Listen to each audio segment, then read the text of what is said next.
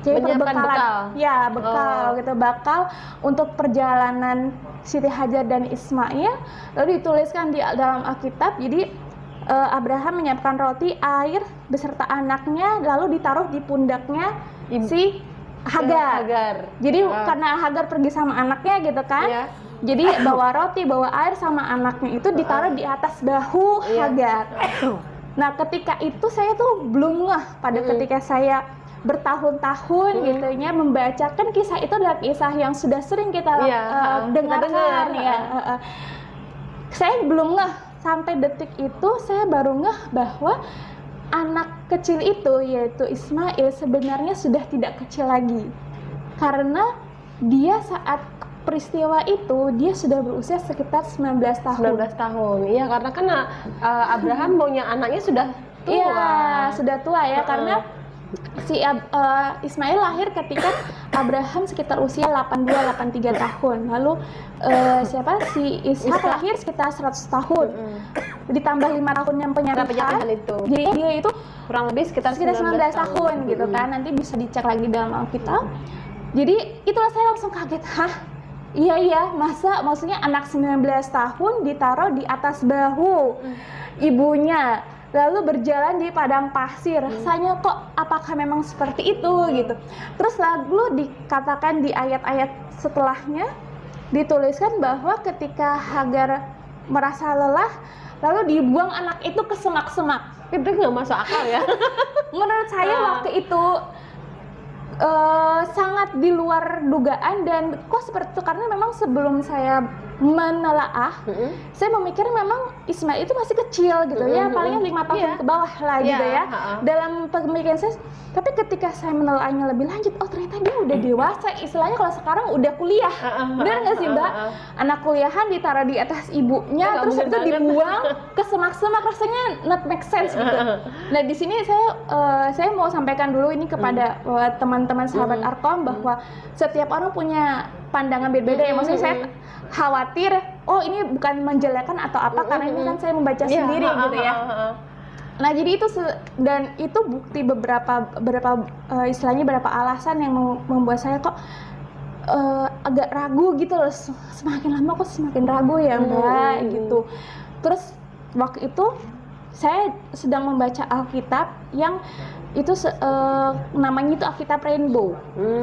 Alkitab Rainbow itu dituliskan secara detail, misalnya tema kitab ini apa, tujuan kitab ini apa, penulisnya siapa, dan sebagainya sampai ke bawah.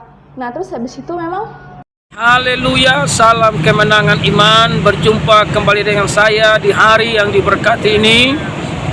Kali ini saya ingin menanggapi sebuah video yang saya ambil dari sebuah channel kesaksian seorang mu'alaf yang bercerita tentang kisah Abraham mengusir Hagar dan Ismail.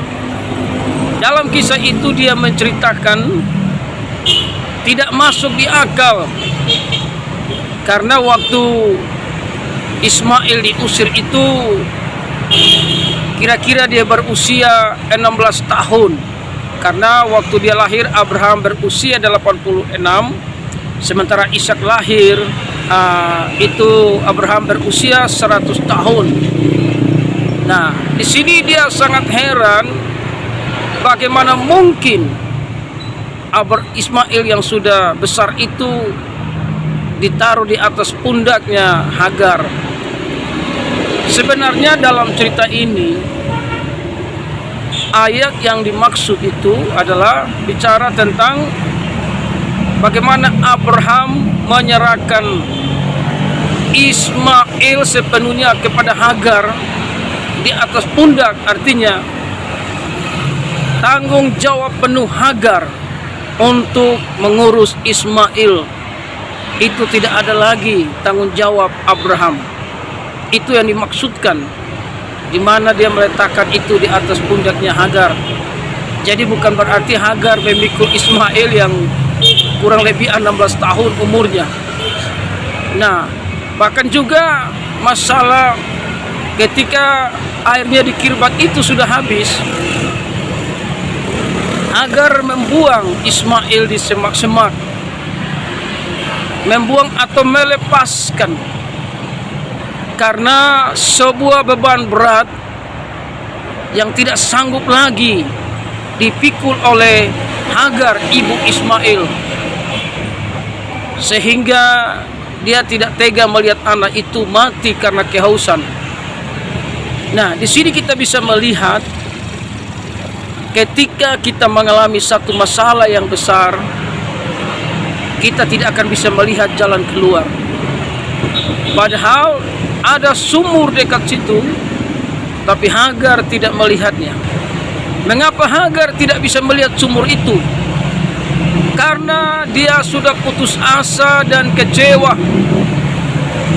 Tapi di saat dia putus asa dan kecewa, suara Tuhan datang kepada dia karena tangisan anak itu, sehingga Tuhan membuka matanya dan dia bisa melihat ada sumur di situ. Nah, akhirnya dia bersama Ismail selamat, dan Ismail bertumbuh menjadi seorang pemanah, dan dia juga ada di dalam rencana Allah yang besar. Jadi kita lihat di sini, apapun masalah yang kita hadapi, kita tetap fokus kepada Tuhan. Karena ketika kita fokus kepada Tuhan, kita akan bisa melihat bagaimana jalan keluar yang Tuhan berikan kepada kita. Sebab itu apapun kata orang tetap Alkitab kita tetap percaya firman Allah tidak pernah salah, dan Alkitab kita adalah firman Allah yang hidup dan berkuasa. Haleluya, salam kemenangan iman.